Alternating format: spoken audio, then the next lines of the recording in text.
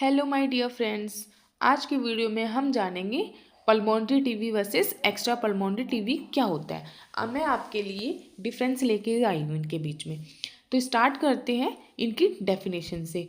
Pulmonary TB जो होता है वो ऐसा इन्फेक्शन होता है जो लंग्स को अफेक्ट करता है, और एक्स्ट्रा पल्मोनरी टीबी जो होता है वो लंग्स को छोड़कर अदर ऑर्गन्स को अफेक्ट करता है। ऐसा इन्फेक्शन जो लंग्स को छोड़कर अदर ऑर्गन्स को अफेक्ट करता है। पल्मोनरी टीबी की कॉमन साइट होती है लंग्स। एक्स्ट्रा पल्मोनरी टीबी की कॉमन साइट होती है lymph node, pleura, bones, joint, kidney, brain, intestine, genitals etcetera. ठीक है। मेन सिम्टम्स की बात करें तो पल्मोनरी टीबी के अंदर chronic cough more than 2 weeks, मतलब रेगुलर खांसी आना, 2 हफ्तों से लगातार खांसी आ रही है, ये इसका सिम्टम है। स्पूटम, कफ आना, ब्लड इन स्पूटम, स्पूटम के अंदर ब्लड आना, चेस्ट पेन होना, बुखार होना, वेट लॉस होना, नाइट स्वेट होना, नाइट में पसीना आना, ये इसके मेन सिम्टम है पल्मोनरी टीबी के। एक्स्ट्रा पल्मोनरी टीबी के जो सिम्टम्स होते हैं वो ऑर्गन पे डिपेंड करते हैं कि भाई एक्स्ट्रा पल्मोनरी टीबी का जो इन्फेक्शन है वो कौन से ऑर्गन को उसने इन्फेक्ट किया है, वो उस पर डिपेंड करता है। तो जैसे कि neck swelling, bone pain, abdominal pain, headache, paralysis. ठीक है। Cough and sputum, pulmonary TB के अंदर कफ एंड स्पूटम, खांसी एंड स्पूटम प्रेजेंट होता है, और एक्स्ट्रा पल्मोनरी टीबी के अंदर यूजुअली एब्सेंट होता है।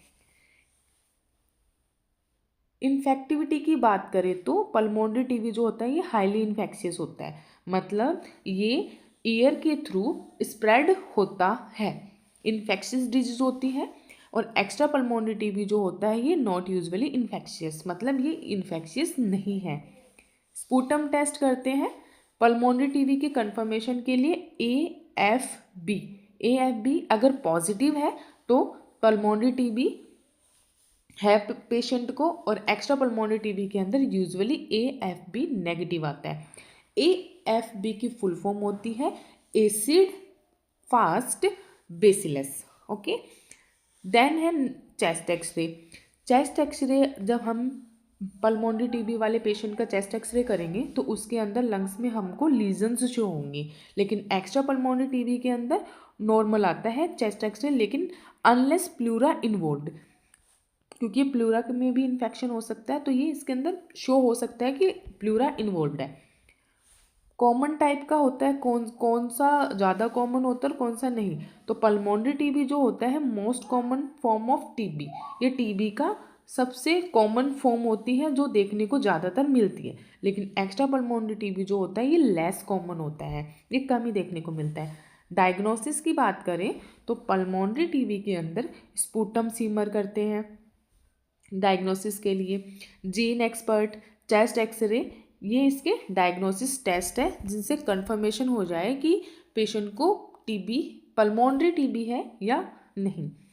एक्स्ट्रा पल्मोनरी टीबी के लिए biopsy, FNAC, imaging, CT, MRI, fluid analysis, ये टेस्ट किए जाते हैं। FNAC की फुल फॉर्म होती है fine needle aspiration cytology.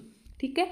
Example है पल्मोनरी टीबी का टीबी ऑफ लंग्स, लंग्स का टीबी होना, एंड एक्स्ट्रा पल्मोनरी टीबी का एग्जाम्पल है TB meningitis, TB of lymphadenitis, और TB of spine and Pott's disease.